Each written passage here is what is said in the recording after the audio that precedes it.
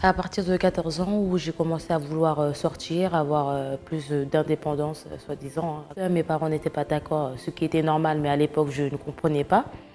Donc ça a causé des disputes, il y avait un gros fossé entre nous. Moi qui étais très complice de mes parents avant, ben, là, il n'y avait plus de complicité. Voilà, il n'y avait que des disputes et voilà. À l'intérieur de moi, j'avais de la colère parce que je me sentais incomprise. Moi, je voulais avoir mon indépendance, me sentir grande. Et voilà, je n'étais pas prise ainsi puisque mes parents, voilà, c'est pas cette impression qu'ils me donnaient quoi en fait. Ouais, j'étais rebelle, agressive, je cherchais la bagarre avec tout le monde, que ce soit au collège ou voilà. Alors oui, j'ai eu des périodes où je buvais de l'alcool, voilà, des périodes où j'étais stressée, je buvais de l'alcool jusqu'à tomber par terre. Ou sinon, j'ai commencé aussi à fumer. Quelques années un petit peu plus tard, j'ai connu un autre homme. À partir du moment où je suis tombée enceinte, j'ai arrêté mes études. Il n'y avait plus d'entente, même pendant la grossesse, on se bagarrait. Et voilà, des bagarres qui pouvaient aller jusqu'au sang, parce que des fois on cachait des objets. Alors je suis arrivée au centre d'accueil, j'étais désespérée. Et voilà, j'avais 19 ans, j'avais pas de travail, pas de diplôme. J'habitais encore chez ma mère, ma vie sentimentale, ça n'allait pas. J'avais des dettes à une campagne d'Israël. J'ai participé de cette campagne. J'ai vendu ma voiture, j'ai donné tout ce que j'avais pour participer de cette campagne d'Israël. Et le changement a été fait à l'intérieur de moi. Aujourd'hui, ça va. J'ai pu reprendre mes études. Donc, je travaille et j'étudie, donc je fais de l'alternance. Je suis l'une des élèves la mieux payée, voilà, de mon école. Et je ne suis plus fichée à la Banque de France. La dette a été effacée. Et j'ai trouvé aussi ma maison. Voilà, donc je n'habite plus avec ma mère. J'ai ma maison et je suis mariée aussi. Donc il y a la paix, nous vivons en harmonie, nous sommes heureux. Alors ce que j'ai à vous conseiller, c'est de chercher le centre d'accueil le plus proche de chez vous. Et lorsque vous arriverez là-bas, de vous diriger vers les personnes qui seront à votre service là-bas, les assistants. Et voilà, et tout ce que vous entendrez, de mettre en pratique et de ne pas avoir peur de vous lancer. Bonjour à tous, soyez bienvenus. Normalement, quand nous voulons acheter quelque chose, aller au supermarché, faire un voyage, nous faisons une liste, n'est-ce pas? Une liste de ce que nous avons besoin, de toutes les choses, de ce que nous allons faire, nous nous préparons. Il y a beaucoup de personnes qui la liste qui existe dans sa vie sont des problèmes.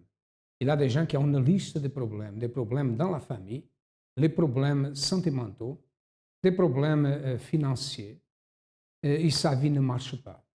Et le problème, l'autre problème plus grave, c'est que quand cette personne écoute les autres qui disent «Ah, ma vie marche bien, grâce à Dieu, tu marches bien, je suis bien, ma famille c'est bien, j'ai une bonne santé», ça fait que la personne se sent diminuée.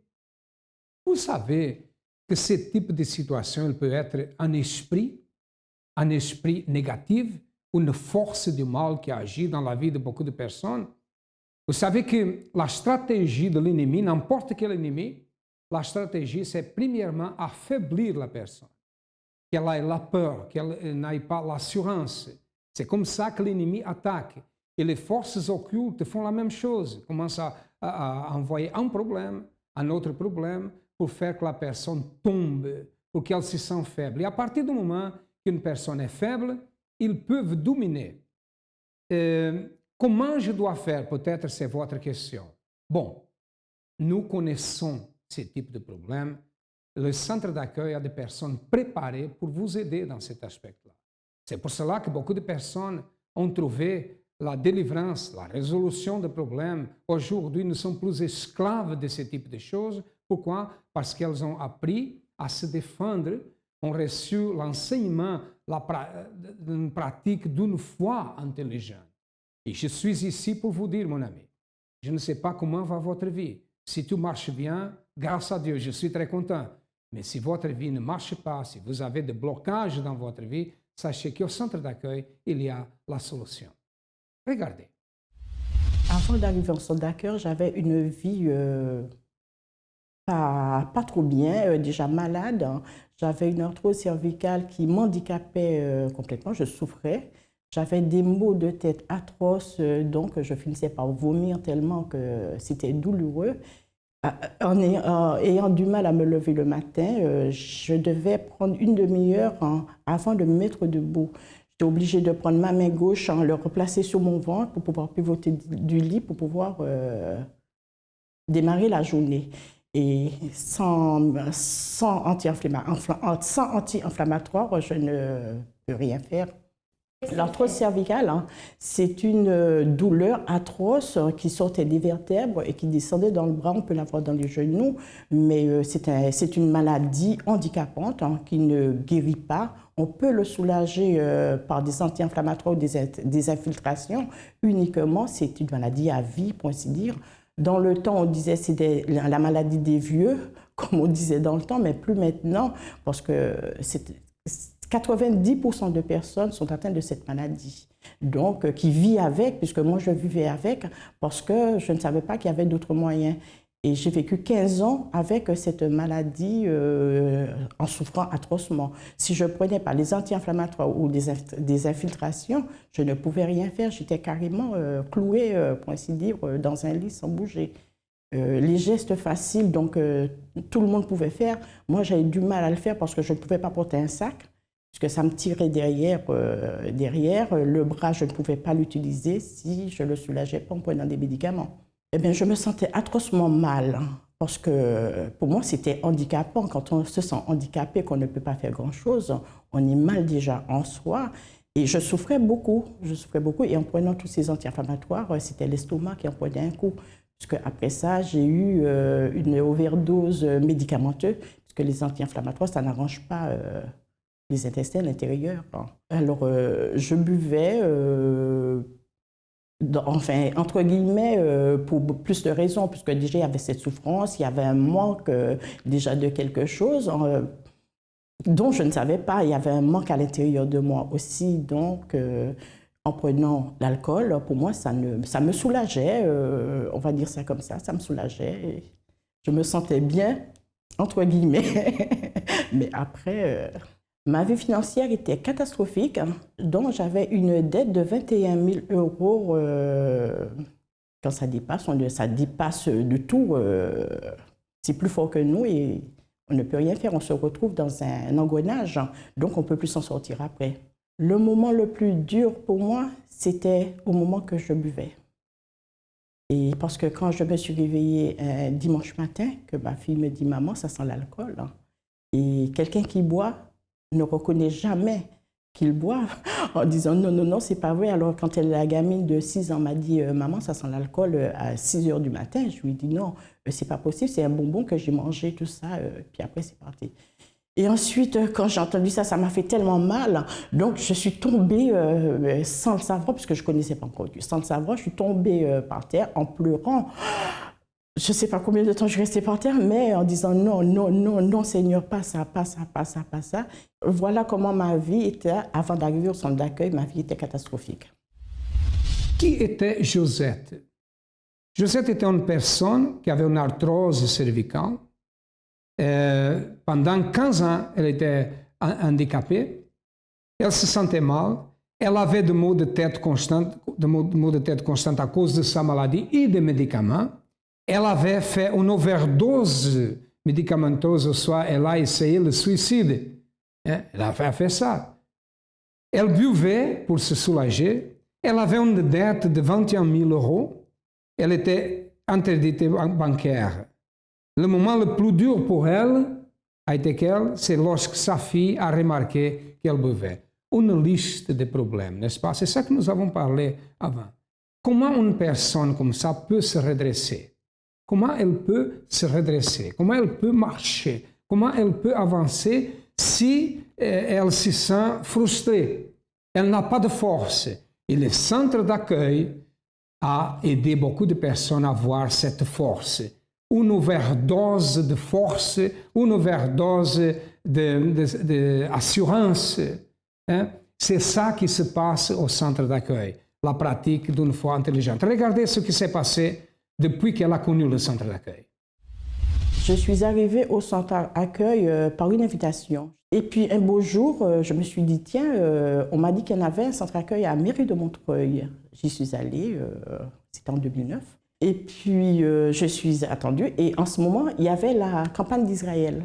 Je demandais qu'est-ce que c'était. Il y avait un petit pasteur qui était là, auxiliaire qui était là. Je lui demande, c'est quand est-ce qu'on part en Israël? Il me dit, on ne part pas en Israël, c'est déjà fait. Alors il me dit, je lui dis, qu'est-ce que c'est la campagne d'Israël? Il me dit, non, bien, il m'expliquait qu'est-ce que c'était, tout ça. Alors je lui dis, bon, ben, je vais prendre mon enveloppe aussi. Alors j'ai pris l'enveloppe, j'ai participé à ma campagne d'Israël. J'ai participé à cette campagne d'Israël parce que justement, quand je suis rentrée, j'avais cette dette. Puisque je devais me présenter au tribunal, justement, parce que j'avais ce jugement qui devait se faire. Je devais me présenter au tribunal. Ma pensée, c'était dire je n'avais rien à perdre. Je dis, bon, puisque en entendant parler des personnes qui l'ont déjà fait, qui étaient déjà là, qui ont dit, j'ai ceci, je lui ai dit, eh bien oui, pourquoi pas, je n'ai rien à perdre, je vais me lancer aussi. Et si de là, je me suis lancée, je l'ai fait. Parce que vu que je n'avais pas beaucoup d'argent déjà en premier, j'ai dit justement en parlant avec une sœur, enfin une ouvrière, il m'a dit oui c'est le tout qu'il faut, tout ça. Et mon tout, c'était mon tout. Alors j'ai déposé. J'ai senti quand même quelque chose. J'ai dit Seigneur, c'est toi, tu vas le faire. Tu vas le faire parce que tu me connais, tu sais, c'est tout ce qui me reste, c'est tout ce que j'ai. Alors j'ai déposé et quand je l'ai déposé, j'ai senti quand même ce soulagement parce que je me suis dit, il va agir Dieu. Il est grand, il est puissant et il nous a dit toujours de le mettre à l'épreuve. Au travers des campagnes d'Israël, eh bien, je dirais que ma vie avance. Hein. J'ai une vie vraiment heureuse. Hein.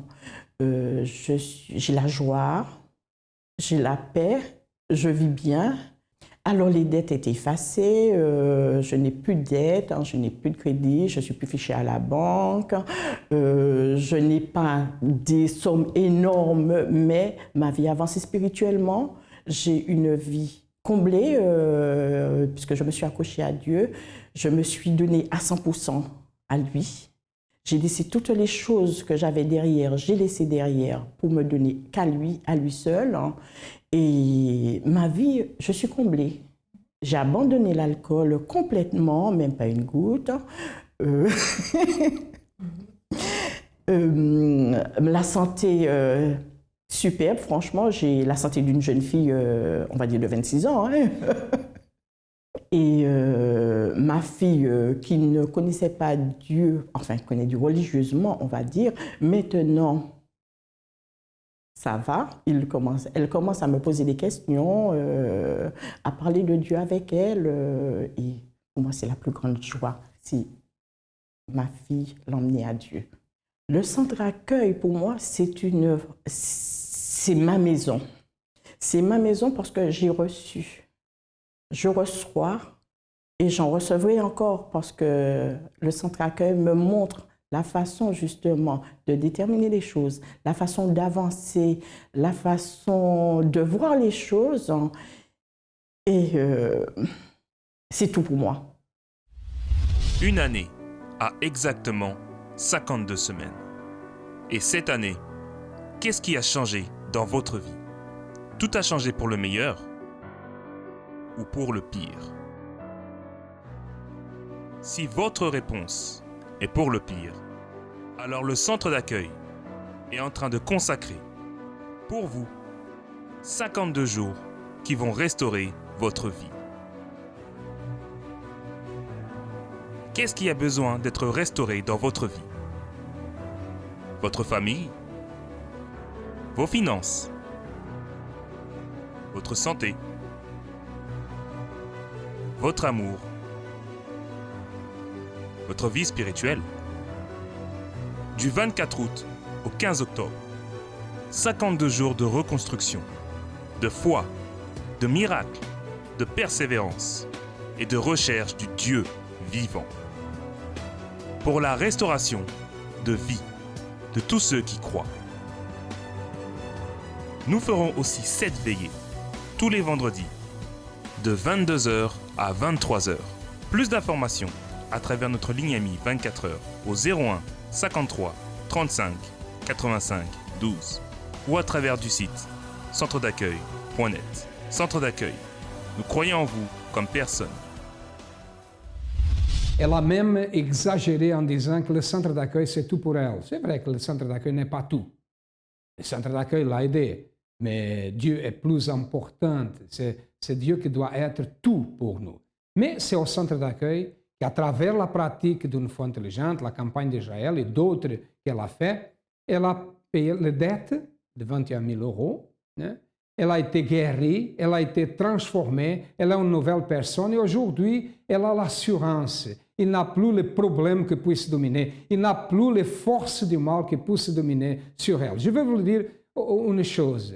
Nous avons des réunions au centre d'accueil qui sont propres pour la délivrance. Par exemple, le vendredi. Le vendredi, c'est la thérapie spirituelle. Là, la réunion s'est dirigée pour la délivrance et beaucoup de personnes ont été délivrées. Maintenant, nous allons écouter plus un témoignage, mais cette fois d'une personne qui a participé à la campagne d'Israël. Alors avant d'arriver au centre d'accueil, ma vie était totalement détruite dans le sens où j'avais aucune estime de moi. À l'adolescence, j'ai vu que je pouvais plaire, donc justement, je jouais de cette image-là. Je faisais des photos assez aguicheuses et je mettais sur les réseaux sociaux pour attirer les garçons que je ne connaissais pas forcément d'ailleurs et j'avais des relations sexuelles avec eux. Ça a généré une dépendance, on peut dire ça comme ça. Une dépendance, ça veut dire que si je n'avais pas ces relations sexuelles, ça influait sur mon humeur, ma vie sociale. En fait, tout tournait autour de ça. Je vivais que pour ça. Ce comportement, ça a eu des conséquences dans ma famille et aussi dans ma vie professionnelle à l'école. Dans ma famille, moi et ma mère, on ne s'entendait plus du tout. Et à l'école, je n'y allais plus du tout. Je passais mes heures à aller voir ces garçons, justement. Donc, du coup, l'absentéisme faisait que j'arrivais pas trop à suivre. À l'intérieur de moi, j'avais aucune estime de moi. Je me dévalorisais totalement. Ça veut dire que pour moi, j'étais utile qu'à ça. Je ne servais qu'à ça. J'étais triste, déprimée.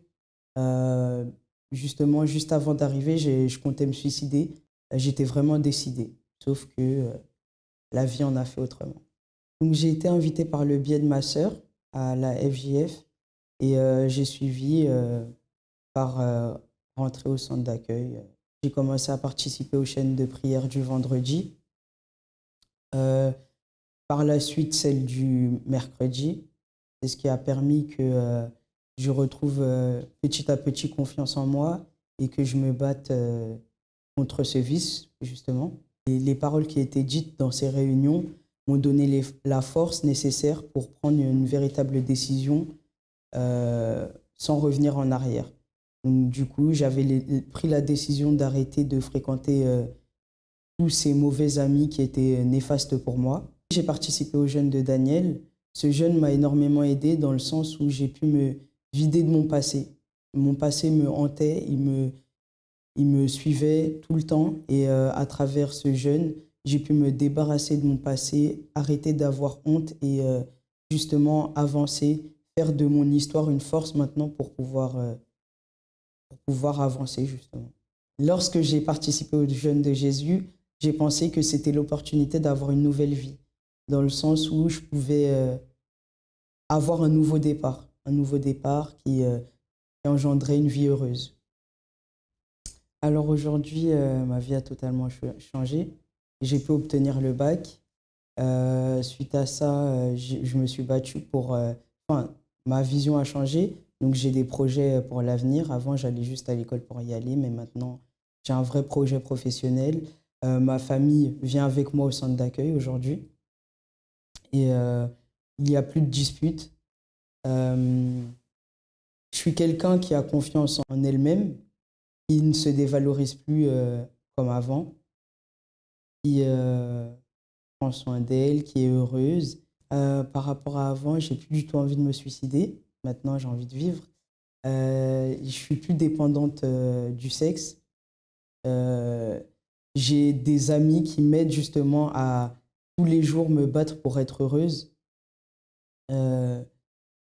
Donc voilà, ma famille est rétablie, ma vie professionnelle va beaucoup mieux, je travaille actuellement. Le centre d'accueil représente pour moi une école qui apprend à vivre, qui apprend les bases de la vie, euh, qui apprend à être heureux pour moi, le centre d'accueil nous apprend à accepter d'être heureux parce que parfois, on se dit qu'on veut être heureux, mais au fond de nous-mêmes, on ne l'accepte pas. Transformation totale, délivrance totale, réalisation. C'est ça que la campagne d'Israël proportionne à ceux qui participent. Vous voyez que la plupart des témoignages que nous passons dans cette émission sont de la campagne d'Israël. Pourquoi? Parce que c'est le moment le plus haut de la foi.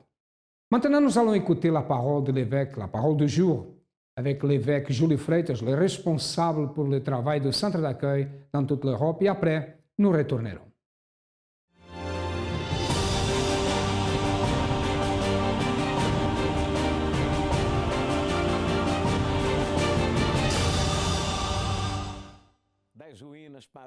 De la ruine au succès. 152 enseignements pratiques, intelligents et efficaces. 52 jours, reconstruction. Et la 33e pierre, pour que vous sortiez de la ruine, c'est arrivera. Accompagnez avec moi le texte sacré dans le livre d'Ésaïe, chapitre 14, verset 24. Lorsque Dieu lui-même affirme, « L'Éternel des armées l'a juré en disant, oui, ce que j'ai décidé arrivera, et ce que j'ai résolu s'accomplira. » De nos jours, le plus grand problème que la population affronte, c'est son incapacité de faire les choses arriver. Les gens ont besoin, les gens désirent, luttent, mais n'arrivent pas à avoir la capacité pour faire arriver ce qu'elles ont besoin. Et beaucoup arrivent même à l'essai d'essayer, parce qu'à chaque essai, c'est un échec de plus. Des échecs que finissent par causer la frustration. Au lieu d'expérimenter le succès, ou comme beaucoup demandent, que des petites joies. Le Dieu Tout-Puissant, il promet la solution des problèmes, les objectifs atteints et les rêves réalisés. Et le secret, c'est ne pensez jamais petit. Est-ce que j'ai bien entendu? Oui, vous avez bien entendu. Le secret, c'est arrêter de penser petit. Au contraire, je dirais, essayez de mentaliser ce que vous avez tellement besoin qu'arrive dans votre vie, ce que vous voulez qu'arrive. Pensez à ce pouvoir réalisateur qui arrive à l'intérieur de vous, que c'est la foi intelligente. La foi intelligente dans le Dieu vivant, dans ses promesses, fait en sorte que vous puissiez mentaliser des choses grandes. Et lorsque vous le faites, ce pouvoir ramène à l'existence tous vos rêves et déterminations. Voyez, il y a des personnes qui agissent correctement, mais parlent d'une façon erronée. Il y en a d'autres qui parlent correctement, mais font d'une façon erronée. Et il y en a d'autres qui pensent correctement, mais qui parlent incorrectement et qui agissent incorrectement. Je n'ai pas compris. Je vous explique. Selon ce texte sacré, et je vais récapituler par rapport à ceux qui n'ont pas encore accompagné, vous devez penser, parler et agir d'une façon correcte. Si vous pensez correctement, mais vous parlez négativement et agissez incorrectement, le miracle n'arrivera pas. Même en croyant en Dieu, même cherchant Dieu. Si vous pensez correctement, parlez correctement, mais vous agissez incorrectement, ça ne va pas arriver non plus. Par contre, si vous pensez correctement, comme Dieu le pense, si vous parlez ce que Dieu promet et vous agissez d'une façon correcte, alors le miracle arrivera. La reconstruction arrivera. Voyez le texte sacré. L'Éternel des armées l'a juré. Dieu n'avait pas besoin de jurer. Jamais il n'aurait besoin de jurer. Mais pourquoi il a juré? Pour attirer notre attention, laissant clair que ses pensées s'accompliront. Dans la vie de qui? Dans la vie de ceux qui acceptent les pensées de Dieu, qui confessent les promesses de Dieu et prennent des attitudes appuyées dans ces promesses. Regardez, l'Éternel des armées l'a juré en disant, « Oui, ce que j'ai décidé arrivera, et ce que j'ai résolu s'accomplira. » Alors ce que Dieu a résolu s'accomplira. Si vous et moi, nous résistons à la négativité qui essaye, par intermédiaire des pensées, salir, tacher notre foi. Si nous résistons à ces pensées mauvaises, si nous veillons sur nos paroles au lieu de lamenter, de blasphémer, mais nous prononçons des paroles de victoire, de surmontement, si avant de prendre des décisions, une décision par rapport à quoi que ce soit, si vous cherchez à savoir si celle-ci est alignée avec la parole de Dieu, alors les pensées de Dieu qui sont les meilleures pour vous et pour moi, les promesses de Dieu qui sont belles et merveilleuses, ces commandements que nous protègent et que nous délivrent, nous gardent de tous les maux, vous pouvez être sûr que vous serez une personne réalisée. Votre vie sera reconstruite. Et jusqu'au 15 octobre, vous serez une personne complètement différente. Et cela se verra dans votre santé, dans votre vie sentimentale, familiale, professionnelle, parce que votre vie spirituelle sera bien. Croyez, ne doutez pas. Mais ce qui est écrit s'accomplira. Est-ce que ce message vous a aidé? Alors partagez avec vos amis, votre famille dans les réseaux sociaux, de la ruine au succès. 152 enseignements pratiques, intelligents et efficaces. 52 jours de reconstruction. Allez au centre d'accueil le plus proche de chez vous, encore aujourd'hui, et participez de ce propos de reconstruire votre vie, de la ruine au succès. Tout dépendra à qui vous allez vous allier. À demain.